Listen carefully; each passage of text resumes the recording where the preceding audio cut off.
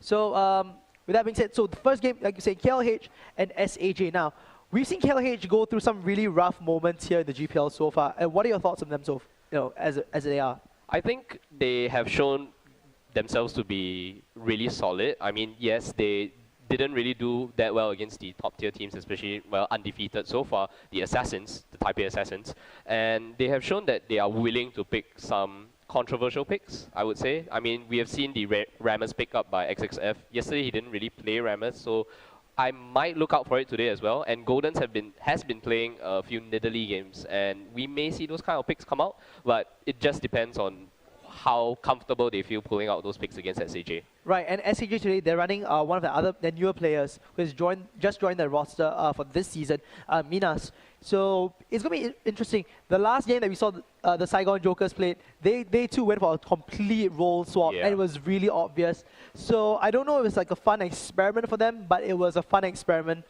gone really, really sour. And hopefully tonight they kind of shake things back into place with Nick's Water, hopefully going back into the mid lane. I mean, that's where he I actually shines. expect them to play not only their best game, but the most standard game possible. I expect SAJ to do the split push like they're so comfortable with, and KLH to actually look for the team fights, which they always do. They have the hard initiation coming in from XXF and the Tainted ones, and then Goldens and Wildlands will just go in from the back, and Red Hot Rays, of course, trying to help peel for Wildlands.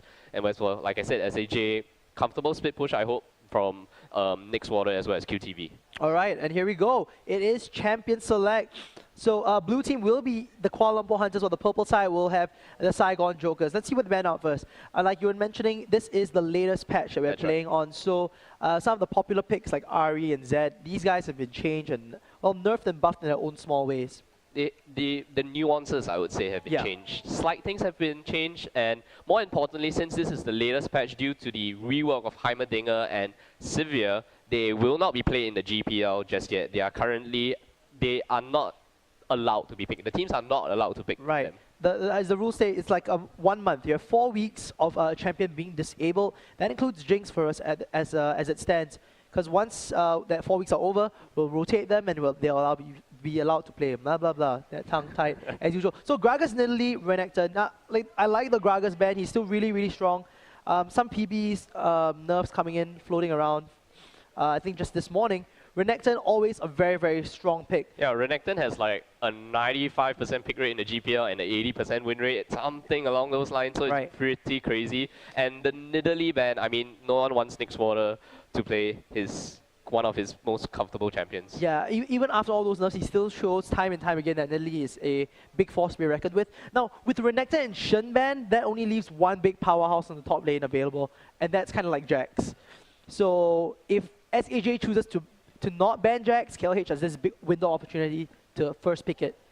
And they will ban Jarvan. Jarvan is actually a pretty good ban, I think, on their part. Since they love that split push, they always want to create holes in those lane pressures. And Jarvan brings that for the whole duration, for the full game. So I think it's a really satisfying ban. Yeah, and let's just see what KLH actually decides to pick up for their first pick. Like you said, Jax is open, well, Vayne is open, and I would like to point out that Zed and Ari are open. I mean, maybe the changes kind of cause teams to shy away from them. What do you think about that? Yeah, I think so too, because it does slightly change how these champions are being played. Zed used to be an insta-in, insta-out kind of kill carry. He can't really do that anymore without playing a bit of his Living Shadow. Likewise for Ari, that charm has become so much more important. Previously, you could just use your Spirit Rush, Death Fire Grasp with Foxfire, and you're in and out of the fight. Insta-kill.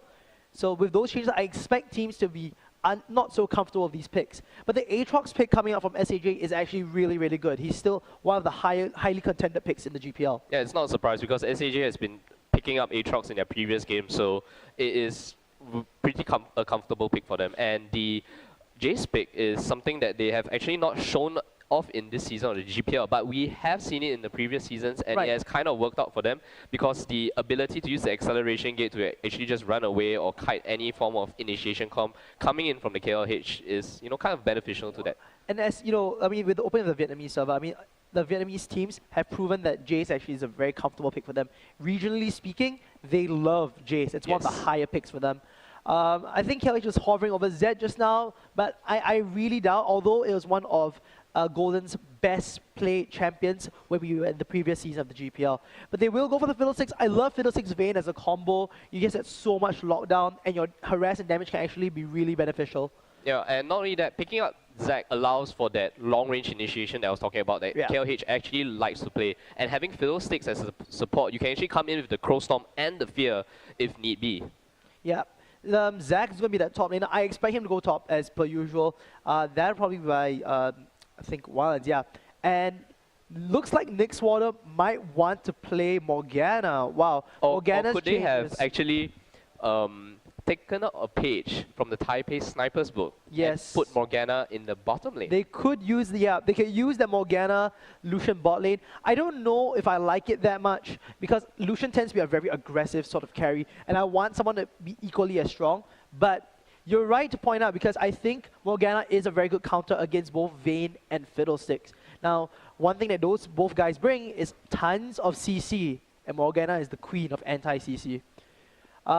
I don't think they'll go for this Udyr pick. Seeing how mobile the champions are for the side of SEJ kind of makes me think they don't want to have something which is just in your face, easy to kite.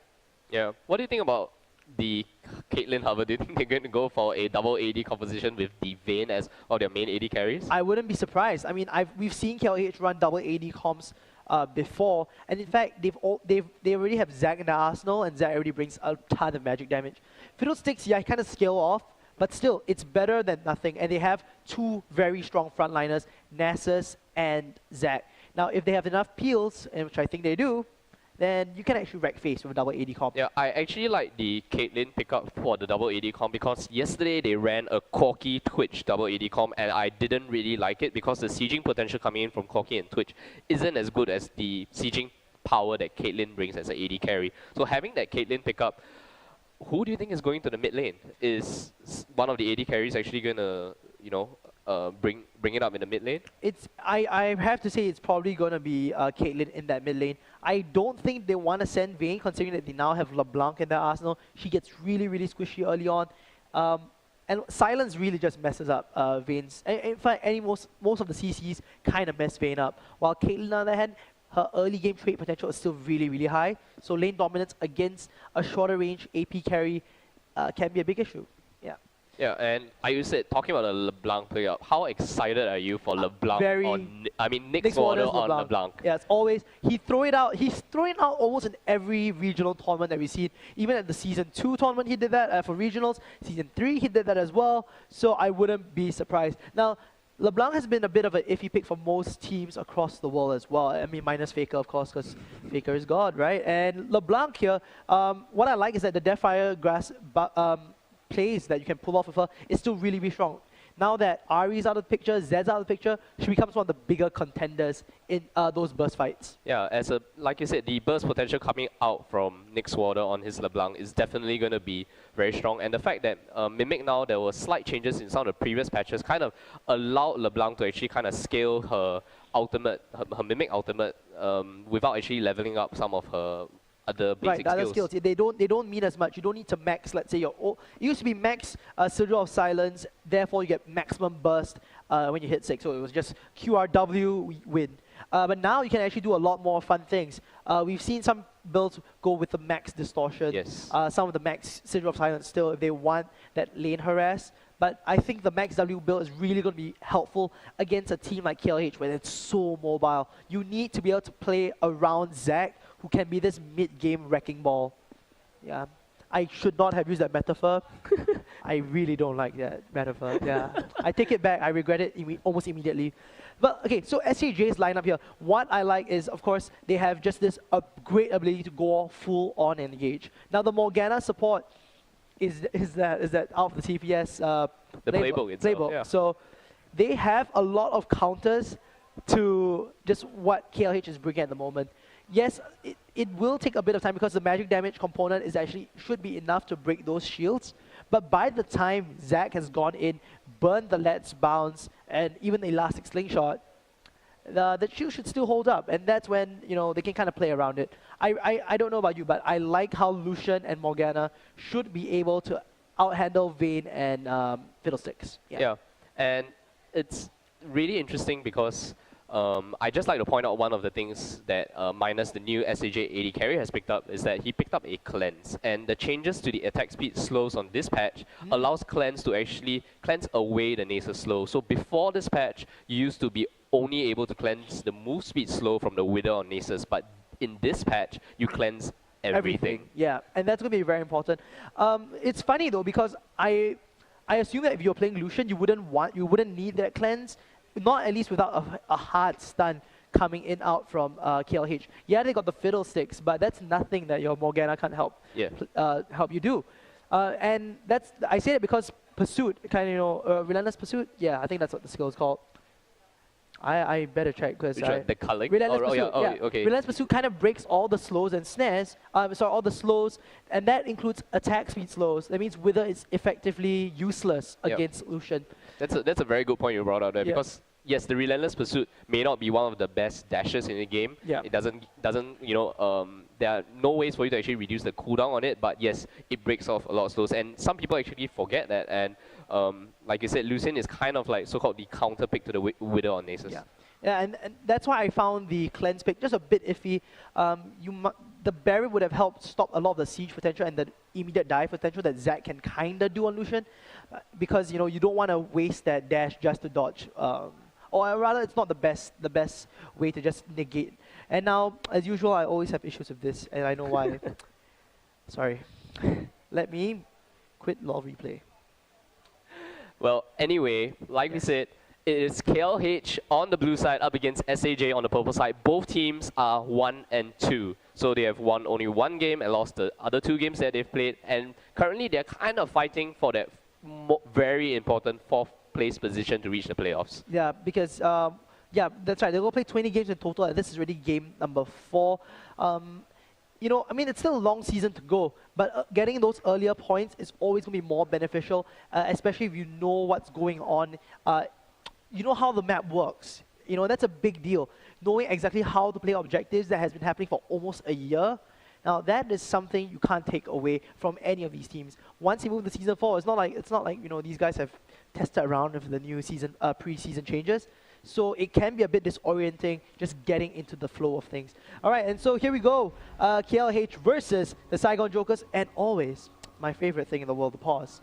Just because you could so easily initiate on and you didn't have that extra. And this is true, they didn't have that scout mastery from the ward. And that made a small difference in the fog of war when I went home to analyze it. It was pretty crazy, but I wish I had time to talk about that. All right, let's see what these teams have decided to do. Early pings coming out, and KLH moving just across the map, spreading their resources. Now, I expect them to go and start one of the deeper wards, and SAJ is actually preempting that as well. Yeah, so, and a really good ward coming in from KLH to actually spot out any of the red invades. Yeah, I think they were preempting that as well, because technically speaking, if you want to go up against the Aatrox, the best thing you do is actually control his buffs. His early game is really, really, really sick. And you can see SAJ going for the long route, still might be able to get that red buff in exchange. And I love what Juni has done. Both choke points just cut off. And this means there's absolutely no way that the red can be taken away. Yeah, but it seems that KLH kind of knows what the SAJ's plans are, and they're actually going through the lane, the long route around as well to the red buff. So we may see a trade in red buffs. It will be a trade in red buffs. Well, and that's also to say, I hope XXF and XXF and Red Hot Race, if they're going to go for that 2v1 instead against Jace. Now, Jace is a really good 2v1er, so I'm kind of surprised that they aren't going to recall and they're still doing the red invade. The advantage is definitely going to go SAJ, because then it will just allow Minas to go back into that bot lane with Juni. Sorry, man. Gas. Yeah. Well, let's just see how it kind of plays out, because we still don't know which lanes the champions on the KLH side are going, because they have 2 AD carries and we have yet to see who they decide to put in the mid lane. Right, so here they go. They're all starting in the mid lane. In fact, Golden's running that. I just realized that Golden's actually running Zac this time. And that's probably that mid lane Zac that we've seen before. Yeah, and it seems that they will be sending Vayne in the top lane, something that is not exactly very orthodox, but we have seen the solo top Vayne. Yeah, we have seen solo top Vayne before. Now, the only issue is that because if Nasus doesn't get as much stack or as much farm as he does in the jungle, it can be an issue transiting to that late game. I think we've seen Morning, who plays for The Zubu Taipei assassin. Yep. Yeah. He's been running solo Zac as well, solo lane Zac, which can be pretty impressive when he plays the AP style champ. So Golden's also trying to learn a thing or two here in the GPL. And I love the wall coverage. Just look across the entire map. It's been nothing but defense for both teams. That's right, to the stage. That's exactly how it's going to work out. All right, here we go. You were talking earlier a bit about how Nixwater versus Goldens, you don't expect Goldens to win. And I mean, you don't expect Nixwater to smash that lane as he would on a traditional mid laner. So in that case, I actually kind of agree. Looks like the mid lane's looking really aggressive. One thing about the Fiddlesticks and Caitlyn combo is that you get to push out really, really easily. And it's not the easiest time for Lucian to do a counter attack. Oh, why don't they get a free hit? Yeah, and Fiddlesticks is one of the best supports, and we actually have a little dance in the jungle with Tainted One trying to no smite wall, but they are both trying to get that big rave. Oh. And who wins? Oh, Red Hot Raze is actually the one to get the big rave. Yeah, really nice use of the. I mean, it was kind of lucky using the Dark Wind. The Dark Wind. Yeah. But he got something out of it, and Minas here having to farm under the turret is not the easiest time for Lucian against this Caitlyn Fiddlesticks combo. We were talking about how aggressive it can be as well. So looking really good for them so far. Look at that, 10 CS ahead Caitlyn is right now, and the harass will not stop. Yeah, and it looks like I may have to eat my words because Nixwater is dealing some amazing damage on the Goldens. He's already burned through some of his pots, his first pot already, and it seems that Nixwater is just completely zoning Goldens out. Yeah, I guess the zone should be there. What I don't think will happen later on though is that once they both hit 6, LeBlanc should not be able to like just insta burst him down. In fact, Zac's level 6 burst is actually pretty insane for one of those tanky type champions. Oh, the Dark Wind harass as usual. Yeah, and we actually have Tainted Ones trying to camp Nixwater's lane because he's already pushed up so far. So let's just see if the synergy between Golden and Tainted Ones actually kind of works out. Alright, here we go. NASA's coming from the side. Tainted One's dropping their Wither onto Nixwater, and that one distortion will save his life. No follow-up by Goldens with no elastic slingshots. So if you can't get at least one bit of CC onto LeBlanc, he can get really, really slippery. Yeah, but maybe Tainted One's mission there was just kind of alleviate some of the pressure for Goldens to actually bring himself back up in farm, because as we see the some fighting going up there in the top lane, but like I said, the farm discrepancy in the bottom lane by both the so-called AP carries, I would say, is in favor of Nixwater definitely. And QTV here doing such a great job at kicking like XXF out of the lane. Safety coming from the side, gets to use the flash off of XXF. He burns that barrier just a bit prematurely. Condemn already thrown out. This is it. Ignite drops down, and Bloodwell will prop for safety. That's one thing down. With Red Hot Raze coming in, the Wither from NASA's dropping the Spirit Fire. Red Hot Raze gets the fear off safety, and that's a first kill here for Red Hot Raze. QTV running low on mana and will not be able to finish Tainted Ones with that. A very good response and rotations coming from the Kuala Lumpur Hunters. Yes, they gave up the first blood, but at least they got the consolation kill onto safety. Yeah, that was actually really helpful for the guys. And it does, in a way, however, take SAJ some sort of advantage in the mid lane. They can finally push Wildlands back a bit and get that farm back up to speed. Look at that, 44 to 39. When he was previously 10 CS off, it's now only 5. But of course, Wildlands has this wave coming in. Yeah. So I actually expect them to put in some more aggression after they actually back off. And oh man, QTV, they're taking 2 free turret hits. Turret hits not good. No, not good. Especially if that was unnecessary. You don't want to give Vayne that advantage early on. Oh, and Nixwater missing out one of his bigger spells. He could have stopped Goldens, at least brought Goldens into Bloblet form. And because of that small mistake, is going to cost him that little bit of presence in lane. Yeah, but nevertheless... Getting the knock-up here on Red Hot Raze. They follow up with the binding. Minas will get that kill. Very nicely done by the full team. I mean, both Junie and Safety managed to chain those CCs up. Yeah, a very good thing about the Morgana Lucian lane on top of the Aatrox gang is that Lucian's level 3 burst output is crazy. Proccing the Lightbringers, especially with the double hits, and he's just able to use Piercing Light, use Lightbringer passive, and then just destroy fragile support such as Little Six. Right, yeah. Pilsing has one of the lowest base stats ever. So that's always a good thing. Minas here, they're going to go for the red smite wall. Tainted One's coming up. The Elastic Slingshot comes in, and oh, very nice use of the black shield. But Golden's going to fall out to safety. That's one kill down. Golden's getting ahead. Junie having to burn that flash, and Wildlands throwing a very nice kill of Peacemaker, followed up by the ace in the hole, will not finish him off. Yeah, and off that, red invade, KLH manages to chase away SAJ and decides to take the Dragon because they kind of have that, 4-man advantage here in the Dragon Pit. Right, and with that, they also managed to pick up this Dragon with QTV trying to go hard onto XXF. The ultimate is about to drop off. So no, it was just a nice little disengage coming in from XXF. He will live to fight another day. Yeah, QTV will be very happy with that trade because he forces XXF out of the lane and this allows him to just snowball that lane even further. Right, and next one, once again missing a very crucial ethereal chains.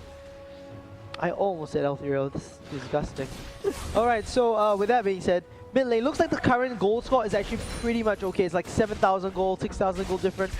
Not that much considering it's only pre-10 minutes. No one's getting that far ahead. And I'm kind of surprised because KLH did manage to pick up a dragon, but it didn't get them that far ahead. Nyx Water also doing extremely well prior to what we were possibly. He gets the chains off. Nyx Water getting some harass in with the distortion and the surge of silence. Very nice mastery and use of. Oh! Look at that exercise. My commentary is like so skewed because there's so many things going on at one time. QTV getting hit back out of the thundering blow and to the skies combo. And XXF picks up one really good kill. Yeah, I like how Tainted One just waited in a tri-bush because he knew that XXF was low and QTV really wanted to make that turret die because he had so much health, but he definitely wasn't expecting Tainted Ones to be there. Use the Wither and then the Silver Boat's proc as well as the Wither combo just prevents QTV from getting away from that. Absolutely, and that game, I mean, XXF was behind before, but now he's at least gotten some of his advantage back, and that's always helpful. Nyx Water as well, running low on the manas. While Golden's, being that no resource champ, he's going to be able to stay in lane against farm. Now that he's gotten the Negatron cloak at the very least, and soon he's going to pick up that Spirit Visage, he's going to be here for a long time to come. Definitely. I mean, the burst potential coming out from Nyx Water is high, but having that MR is definitely going to help negate some of that burst. Yeah, it's so difficult to bring Golden's down. I mean, when you're against Zac, more than anything else, you gotta watch out for that passive. Once your burst is done as LeBlanc, you have to wait a bit more for that distortion to come back in to take out those boblets. Yeah, I just want to go back to this Jace pick because Jace is indeed a very strong laner when compared to a solo top Vayne. But do you think that QTV is still going to build that Tear of the Goddess? Because he has definitely not rushed that Tear of the Goddess, but has picked up a Mana Crystal. What do you think that Mana Crystal is going to become? It could become a Sheen. We see some Trinity Force style Jaces who have come around recently, and that has actually worked in the cases I've seen so far. I don't think it's going to be Tear of the Goddess anymore. Now with that nerf coming into every time he switches from MC Hammer to the cannon. Then look at that burst damage coming out from QTV. Oh, getting the stun! Getting the stun! It's just going to be a bit more changes to the auto attack, and QTV picks up that kill. Bloodwell coming out as well. Safety having used that Dark Flight. Takes a turret shot for it, and I think Tainted Ones is easily going to take up that kill, and it seems like QTV and Tainted Ones is going to go for the fight as well, and the double kill coming in for Tainted Ones with the help of Wildlands with the ace in the hole. Very nice follow up by Wildlands and Red Hot Rays. Let's go to a replay and see exactly what happened once again. So they manage it at XXF, they stay under the turret just a bit too long. With that safety is just taking those turret hits like a boss. QTV goes in for the two guys, and XXF gets this really clutch condemn. Buys him some extra time, forces safety to take so many turret hits, while QTV finished that one off with the auto attack. But that time is actually really, really crucial. So Tainted Ones here comes from the side and just sweeps up this kill. Yeah, and look at the rotation coming in from both Little Six as well as Caitlyn. The ace in the hole will come in right now, and then after that, Tainted Ones just pick up the double kill. It was actually very well coordinated from these guys. And I've not seen this level of play from KLH in the longest time. I'm really happy to see that they're at least getting that map pressure and that rotation right. Yeah, the synergy coming in from the fact that the mid lane is now actually held up by Wildlands as well as Red Hot Rays. They've been making some fantastic rotations to actually help XXF relieve some of the pressure that he's been getting from QTV in the top lane. Oh, and QTV going hard onto XXF again. trying to get that trade up, and QGB will still manage to get it. I was wrong though. He did go for the Tears of the Goddess. Very interesting. 12 minutes, and he just picked up the Tear of the Goddess. I only expect that Tear of the Goddess to actually get fully stacked, built into the Mirror Mana, only at about 30 minutes or so. Well, yeah, it's probably going to be around, usually if they start at the 7-minute mark, it gets done about 22. So with that being said, it's probably about the 28 to 30-minute mark. It's going to be a big deal. Next one here manages to pop the passive, Cell Divided now. He's going to wait for the distortion at the very least, I think. Or will he not be able to get anything at all? Oh man. No damage whatsoever, but burns the flash in response. Very nicely done. Tainted was coming from the side. Dale he's been a boss. And I think this is a wow, yeah, use Fury to sense distortion. May not be able to allow Nick's Water to get away. He uses the Snake Siphoning buff is there. Yep. Wow, look at that damage coming in from Tainted Ones. He's been really on form. 303, and I love how he went to get the Boots of Swiftness. That's gonna make him like just he doesn't even stop for anything whatsoever. While it does reduce movement speed slows, because he already has Spirit of the Ancient Golem for the extra tankiness and of course the tenacity. Now Judy coming from the sides. We haven't seen that many big plays coming up from Morgana yet, but he gets that binding onto Wallet while they take the bottom lane. Nothing going on too far in the mid as well. Yeah, and the extended laning phase itself is, like I said, is definitely going to be in favor of the Kuala Lumpur Hunters because of the hyper carries. And look at how much damage Tainted Ones is doing right now. And if this trend kind of continues, his Siphoning Strike is now like 135 damage at 13 minutes for a jungle Nasus. That's pretty good. And like I said, if they manage to kind of snowball and if Vayne and Nasus reaches the hyper carry stage, that's going to be amazing for Kuala Lumpur that's the Hunters. Thing. Looking at a jungle Nasus at the 14-minute mark with that many number of stacks is actually pretty good. And I think most of the cards here, he's at 3-0-3 as well. So lots of income under his belt. He can afford to do many things. QTV going under the turret. His XXF going to try to defend this one. He gets a proc of Silver Bolt.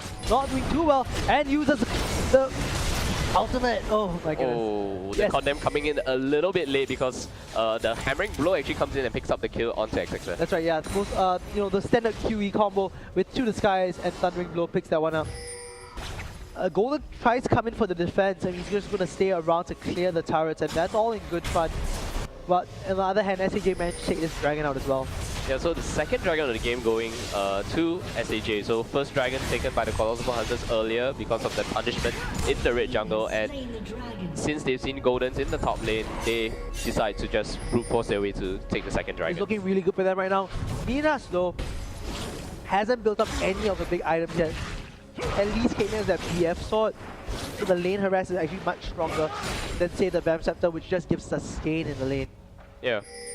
And the Bloodthirster just got picked up by Wildlands here, so that's going to give another power spike to Caitlyn in the middle stages of this game. Right, Minas will need to buy items soon. He's already at like 2.2k gold in the bank, so he can afford to pick up a few big items. Maybe a Sheen if you wanted to, or even that Fate alongside, well, I think that's about it for now. Probably save it just a bit more. But no, he goes back.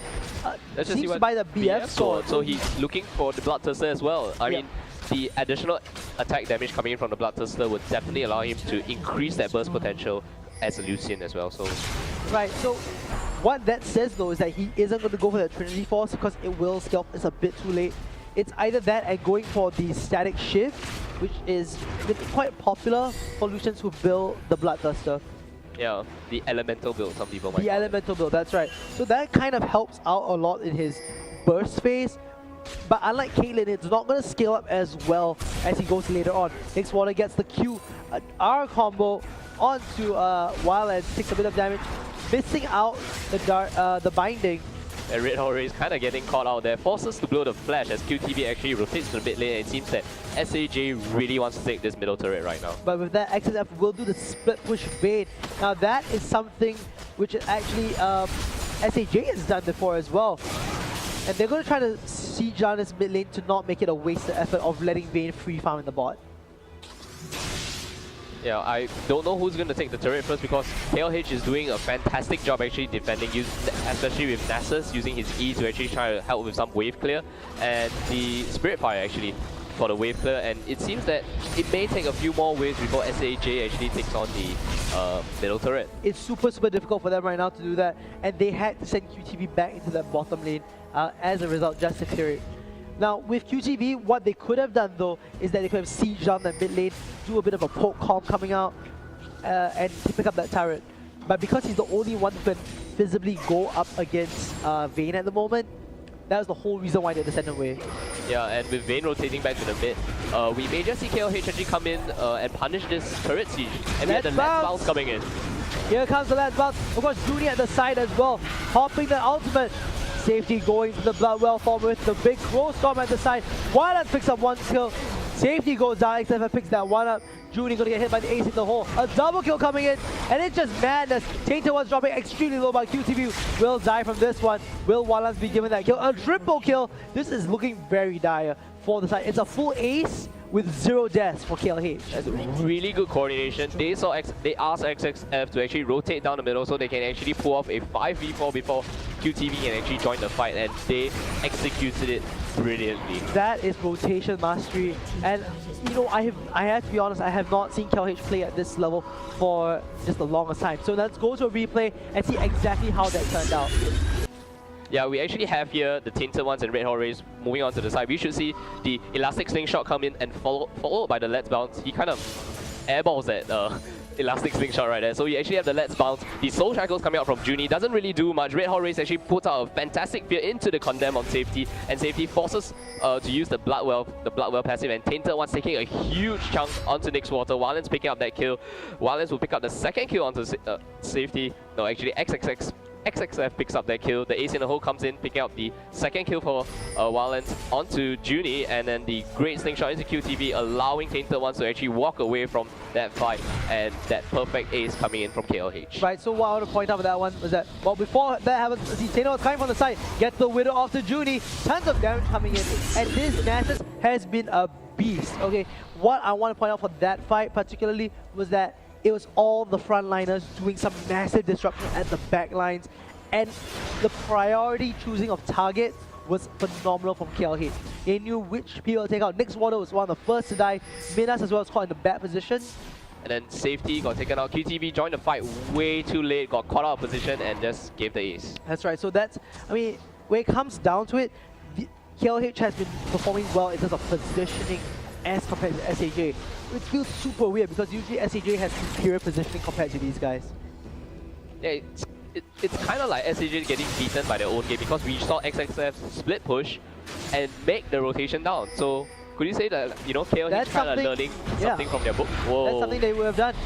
Juni here manages to still get hit by the Wither, gets the chain off the Tainted Ones, but it's not going to be enough. Now once you have that Spirit of the Ancient Golem in your arsenal, CC means very little to Nasus.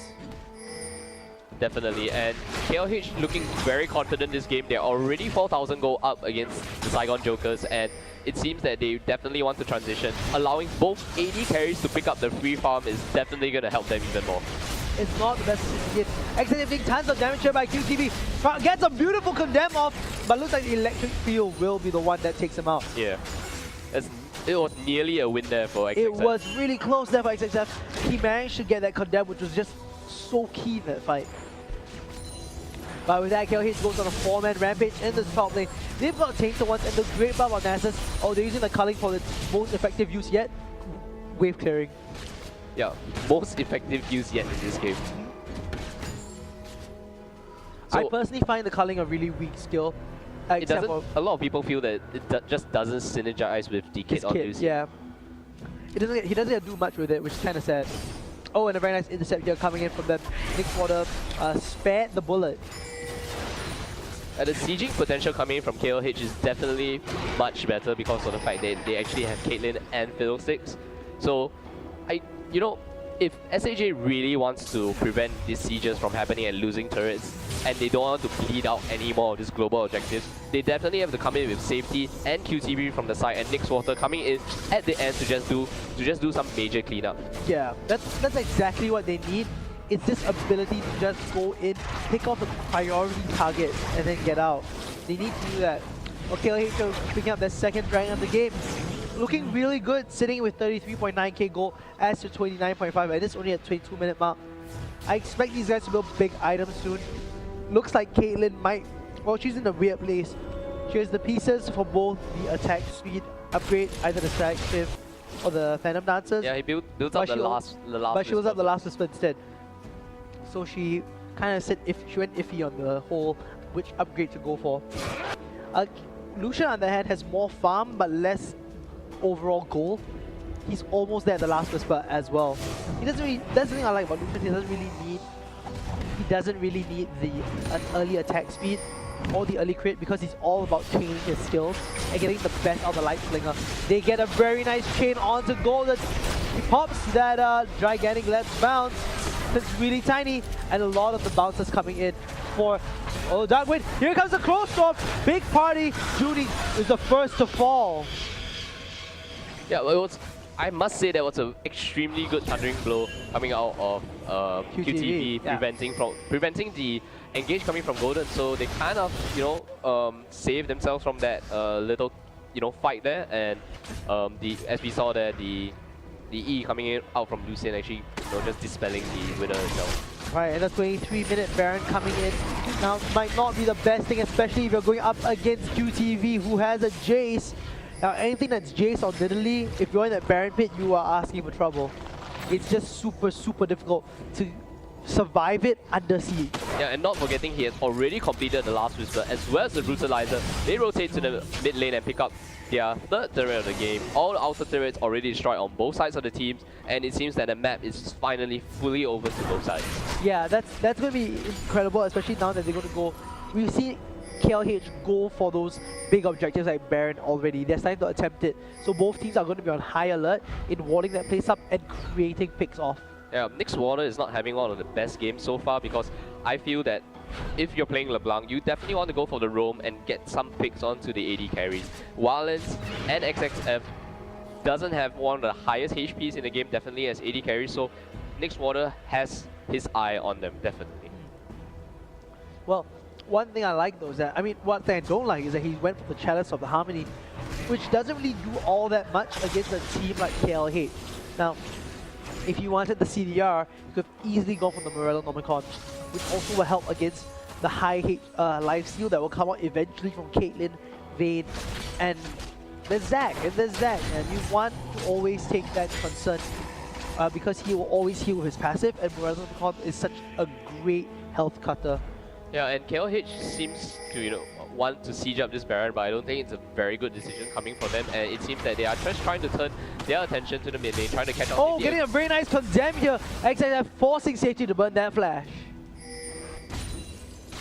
Yeah, so let's just see what the next objective is going to be, because it seems that KLH really wants to kind of clear up the wards in the Baron area. And Beauty gets a very nice hit off there.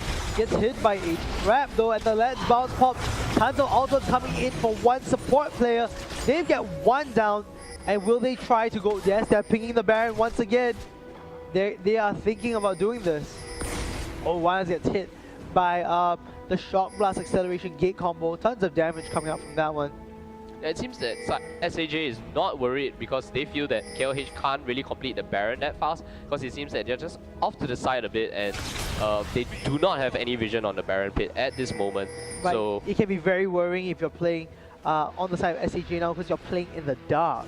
it seems that they really want to force KLH to do this force Baron as they actually build out all the way to the mid lane, trying to take as many global objectives as possible. Right, and in trade for the Baron buff, SAJ will try to go as deep as they possibly can. Yeah, they take down one turret, and now the entire team of KLH is starting to recall. They are already knocking onto the inhibitor turret, already destroying it really quickly. Wow, so this is SAJ with the right response. At the very most, they shouldn't have given up their Baron too easily, but this is actually a really great movement on their part. Minas coming from the side. Will they try to catch someone off guard and try to get a kill? No, Tainted Ones walking forward with that buff in hand, gets stopped by the Dark Binding, and Red Hot Rays have just planted that one defensive ward. So, like you said, the trade definitely better on the side of SAJ. They took down 2 turrets and the inhibitor for the Baron buff. But the fact is still that KLH has that gold lead and the Baron buff as well. So they can, if I were them, I would just, if I feel confident enough to win the team fight, build up the mid lane, destroy them in the team fight, and just take the in response take the inhibitor from there as well. I think that's a great idea, especially since now they finally built up those big items. I'm still not a fan of the Vayne with the Triforce. It doesn't seem to be the best, most effective way for me, because you still can get tear apart by bruisers. What she is lucky though is that I think QTV will not have such an easy time going onto her, seeing that there's still 6 Zag and Massa to team. But in any other circumstances, it feels kind of weak. With that being, and like you were mentioning just now that all 5 that have the Baron buff, they can kind of bulldoze their way through it. Yeah, very strong tanky front line coming in from KLH, and the back line, yes, they're squishy, but the damage output coming in from both champions, especially the Triforce on Vayne, yes, it may not synergize very well, but the fact is, after that tumble, the amount of damage that one tumble can do is going to be catastrophic. Yeah, it is actually really, it's nice to see, that's for sure. So next warrior here coming in, gets the chain off the Goldens. They get spotted by this pink ward, but they are unaware. Tater One's Oracles has already dropped off. And instead, they're trying to go for prize number 2, which is Dragon. Yeah, but a huge wave coming in from the Saigon Jokers in the top lane. It seems that that wave may just push on to the top outer, inner turret actually. And let's just see whether they send either XXF or Wildlands to respond to that wave push. Yeah, I expected to go for something a bit more tankier. Go after the top lane. Oh, when SAJ comes, only to find out that the Dragon is not there. Yeah, empty Dragon Pit. Late to the party. Late to the party for sure. 2GB picks up his items. He's got his mobility boot, so you definitely know he wants to roam about just a bit more. Nick's Water hasn't been finding any of the picks lately, and it's going to be frustrating for a LeBlanc player to have no kills, no assists. That's very, very sad. 2 actually. deaths. Yeah, that actually kind of stinks if you're playing LeBlanc, because the one thing you want is definitely to snowball. If you can't even snowball that champion, she becomes really weak towards the late game, and you need a ton of items just to catch up. Yeah, and with the game coming to somewhat of a standstill because of the inhibitor pushing and the Baron buff from KLH, I expect them to just kind of defend all their lanes. And not forgetting, with the middle inhibitor down, the side lane minions actually get a health boost, so naturally the side lanes will be pushing, the middle lane will be pushing, and KLH is just forced to be on the defensive. So it's kind of the first time that KLH is on a full-on defensive position in the game. Right, it's not like they have a choice really, because like you were saying, how the inhibitor gives them an advantage here for SAJ. What I won't be surprised is that SAJ starts doing the split push now more than ever, because QTV will be able to do it from the side. His items suggest that he can fight against some of these hard initiators, peel them off for a short while, and then those boots might kick in. Yeah, and it seems that KLH is not willing to make that push up because they don't feel that confident at the moment, because one wrong team fight can just spell the end of the game for them. We saw how quickly SAJ just pushed down the turret. They too have kind of a double AD composition because QTV just wrecks turrets as well. Yeah, when you're Jace and Lucian, the cool part about it is that they have these good attack speed steroids. So for Lucian, it's not really an attack speed steroid, but anytime he casts a spell, he gets the extra one shot in at 50% damage. While Jace, on the other hand, can just use his W while he's in the cannon form. Free attacks, man. Free attack speed at maximum. It's so good. Yeah. And KLH recognizes this power coming in from SAJ, and they are just going to play on the defensive. Their Baron buff is already worn out, so it seems that they may just wait for the next Baron, or at least the inhibitor to respawn before they actually do anything funny. The ward control coming in from the side of both teams. None of them are putting in very deep wards. The Saigon Jokers, I don't think they have oracles on them at this moment. Let's see if Safety has any oracles, but just now they're kind of littering the ward, sending QTV to do the split push, and the rest of the team just rotating down and see if they can actually pick up the second inner turret for themselves. And yes, they do. 6 turrets to 4. This is a very nice play coming from SAJ. They were behind. I mean, they still are behind. But the best part is that they actually managed to catch out all these big, these big objectives. They're rotating in this place where you can just go for the turret. You can't be stopped just because of the delay time from your opponents to react to it. Goldens, XXF, Tainted Ones, Wildlands, and very hot rays, they need a solution to this quick push and rotation that the rest of the team is dishing out. Yeah, when talking about quick pushes, look at 5 men.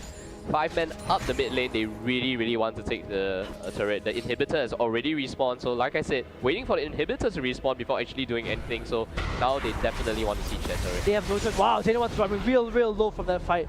And it's just harass. That harass was enough to chop him down to about half health. Yeah, one Dark Binding with the acceleration gate combo followed by Lucian's piercing light, and that's definitely going to do a ton of damage. It's more than enough, that's for sure. So with that being said, SAJ manages to get that wave clear really on strong. Yeah, with QTV having the items that he has now, well, let's see, it's 32 minutes and that Mirror Mana is still not up yet. So it seems that the nerf to the Tear of the Gods is kind of hurting QTV, so let's just see, especially, we have to note when that Mirror Mana comes up, and the moment it comes up, the power spike coming in from QTV is going to be insane. Yeah, it's almost there already. 720 out of 750 sacks, so just in a while more, and I expect SAJ to just go in for the fight as soon as the Mirror Mana is up. They can push so well now, they just need to barrel down that middle lane, and once they have it, the waves will be pushed out once again. I think that siege potential is really looking extremely good, so just with Jace alone, you have just a plethora of things to go in from the side. Yeah, the poke coming out from the side of Saigon Jokers, especially just the fact that they have Jace on their team, is going to be really scary for KLH. But they still have to be very afraid of the slingshot coming in from Golden, so let's just see how... Oh, that big burst coming in, forcing the flash out of Red Hot Race. Golden follows up, uses the Let's Bounce. Will it be enough? Yes, the Ignite takes off, and Golden picks up that kill. Nixwater not having a good game at all, unable to burst down Red Hot Race in his burst combo because Red Hot Race just kind of... he missed the ethereal chains and Red Hot Race just flashed away. Yeah, and overall that was just very nicely done by KLH. Once again, they're going to go for the Baron. Will SAJ just mill down the entire mid lane? It seems that they will, and they are hoping to pick up the inhibitor from that. Yep, they want to go do the exact same thing they did earlier on in the fight. KLH now going to barrel down onto Baron, while SAJ on ahead pick up a second turret. Same lane, turret number 2. Oh, this is just deja vu all over again. They want to go this one more time. That's crazy. SAJ going down to the bottom lane, trying to clear it out, push it up a bit more, while they said we can just sit there and wait it out. Yeah, not so deja vu anymore because KLH decides to just barrel through the mid lane. Yeah, with XXF and Wallen hitting on the turret with Inter 1 tanking it, I think they should be able to pick up this middle inhibitor turret. Well, KLH is actually doing pretty well. The thing is that right now, Nixwater has no way of burning any of these champions down. There is no one-hit KO combo that Nixwater can do on anyone. Not even Caitlyn, who picked up the Banshee's Veil. So yeah, you're right, man. It's kind of a sticky game for him right now. Yeah. So Baron buff on the side of KLH and inhibitor down against for KLH as well. So Right. Saigon Jokers have that minion advantage, a minion pushing advantage once again. And they get another dragon for this game. Literally deja vu. Yes, it's the same thing. And one thing I like though that KLH is showing, every time we pressure you somewhere, we can track your movements. We're gonna go take another objective. They don't need kills to change to objectives anymore.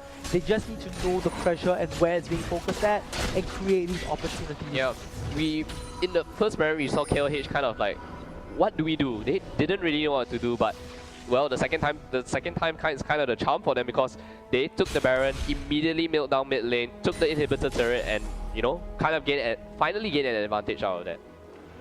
And Nixwater, his items are really lackluster compared to the rest of the other teams. Let's just check out the goal here for a moment and see what it's looking like. He's at 8,426 gold, and that is significantly lower than most of the carries. Yeah, the on fact the side. that he has almost comparable gold to Safety, who's the jungler of the team, kind of speaks a lot to how well Nixwater is playing this game. I mean, he did rather well in the lane, and like I said, being in the bottom lane, especially during the laning phase, prevents any sort of roam coming in from a LeBlanc. Exactly. So that kind of hurt, that lane swap. That hurt, yeah. So, I don't know, like SAJ has a very good chance of making that comeback right now. I'm just wondering what they want to do about it. Because Nixwater needs to be that pivotal player at the very least. Yeah, and with the Baron buff onto KLH, I don't think SAJ wants to go for that poke we were talking about with QTV. He has the blue buff, the Mirror Mana is up, and the potential, the burst potential coming in from the shock blast and acceleration gate is going to hurt a lot. But the Baron buff kind of negates that because of the regen. So SAJ is going to just be happy to take up some farm from the side lanes and any lane that's pushing and just wait for the Baron buff to expire. So it's on the owners of KLH to actually make a play. Yeah, absolutely. I couldn't agree more. So Golden's just back out of the side. They get the ace in the hole. AQTV blocks that one out. Charging up the elastic slingshot. Chooses not to go in and instead just goes all over the creep. Bottom lane looking extremely volatile, coming back up top. KLH getting farmed by this entire group. Looks like everything's hitting the fan. They're still going for that turret. Golden jumps in, the elastic shot gets the let's bounce on the next water. Will it be enough? No. Excellent picks up that kill. Very easy done. He picks up a second one off Junie. So KLH making the plays there because they managed to pick up the inhibitor from that fight, definitely, and 2 kills in the favor of KLH with only tainted ones going down. So a 1-for-2 trade and the inhibitor, and they are really not stopping. Yeah, KLH has the prerogative to end this game right now.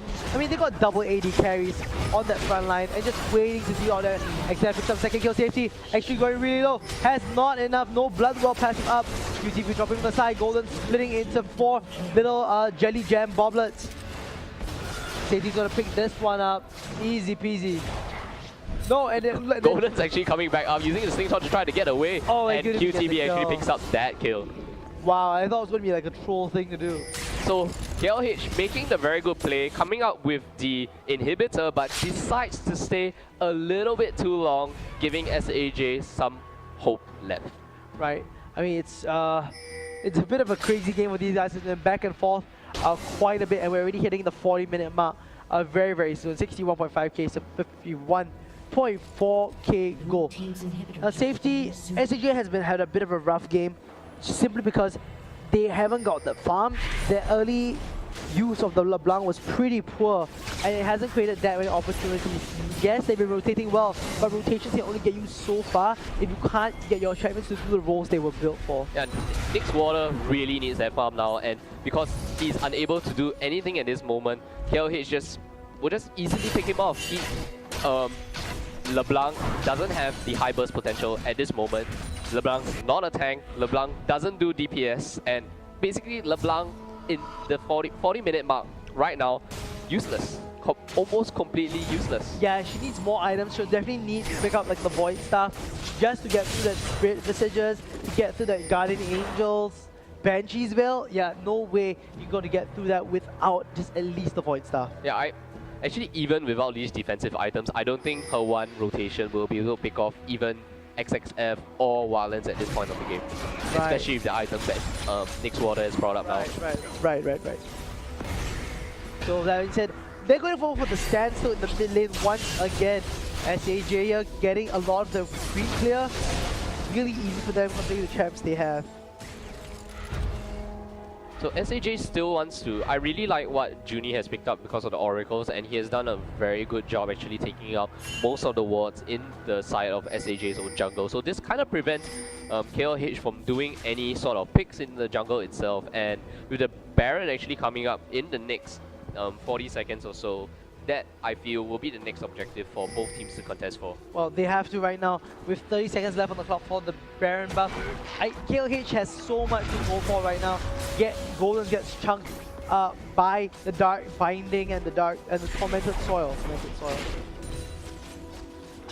Yeah, and you know, one of the biggest threats coming in for KLH, against KLH, is actually QTV. He is 8-3, picked up an Infinity Edge on top of the Black Cleaver, Last Whisper, and the Muramana, and he has built a Bilge Water Cutlass, showing that he wants to go for the Blade of the Ring King. So he's going to be an extreme threat, because if they don't take out QTV, the damage over time, especially from the pokes coming in, and like I said, the damage is going to be very dangerous on the side of They need QTV to be this very pivotal player right now, because if he doesn't get that Banshee's Veil down, there's no way they can go hard engage and expect to kite Wildlands. And to be fair, QTV is the only person right now who has the capability and potential to go far, or at least deal damage on XXF. Yeah, and having QTV on the team, I think right now, the fate of Saigon Jokers is going to rest in QTV's hands. That is for sure. Yeah, that's for sure. Look at that. Infinity Edge, Black Cleaver, Last Whisper, Muramana, and the Blade of the Ruin King like you were mentioning. This guy could be packing a big punch. And SAJ playing very, very dangerously here. They saw the entire KLH going back and they decided to start the Baron. The Baron is going down extremely fast and it seems they are able to pick up this Baron. A slight miss-smite there that could have caused some trouble. Golden's coming in to actually go for the engage, and let's see if KLH can go for the counter initiation onto SAJ. QTV taken very low. Oh, now that QTV's down, this is KLH's game to win. The Fear, Spell Immunity. They forgot about that one. And Junie dropping Extreme Logan, coming with XXF. Ooh, with a big blaze. And of course, Wildland picks that kill up, even though XXF did most of the damage. Safety having used that direct flight to jump away. Will they clear this game up? Lucian's left. He's sticking around. Nathan was popping the Fury Descent, and Mixwater, the rotation itself, not even able to pick up XXF. It seems that KLH off the Baron play, a kind of mistake from the Saigon Jokers. It seems that they... Oh, the inhibitor respawn. What a time for the inhibitor respawn. The anti-climatic powers of the inhibitor never cease to amaze me. This happened on day one as well. It happened yesterday as well. Yeah, definitely. so always the anti-climatic inhibitor powers. And with that, KLH actually untie the score and go one step ahead, securing themselves that 4th place within the tables at the end of day one. End of day 3, week 2. My goodness. So that was actually a really long game, and it's kind of back and forth for both of these guys. KLH though coming up strong. I think over just because the game lasted as long as it did. If SAJ didn't have, well, if SAJ kind of snowballed a bit earlier on, and if Nyx Water became a bit more useful towards the late game, that would have changed the things up. But unfortunately, it didn't happen that way. Yeah, I want to bring up something that you actually talked about in the mid-game. You said that the sieging potential coming from SAJ allows QTV to actually put in pot shots to the Baron pit itself. And instead of actually doing what you said, siege the Baron as the kind of counter the Baron when KLH did it, SAJ just chose to take the Baron instead. And that kind of spelled death for them. And yeah. It was a major mistake on the side of SAJ. That's the thing about SAJ's comp, right? Is that they don't have that ability to just have a 5-on-5 duel so easily. They need to, and that's kind of character that Jace is, right? He is siege, and then when it's time, you go for the duel. Then he just finishes off with a max HP Thundering Blow.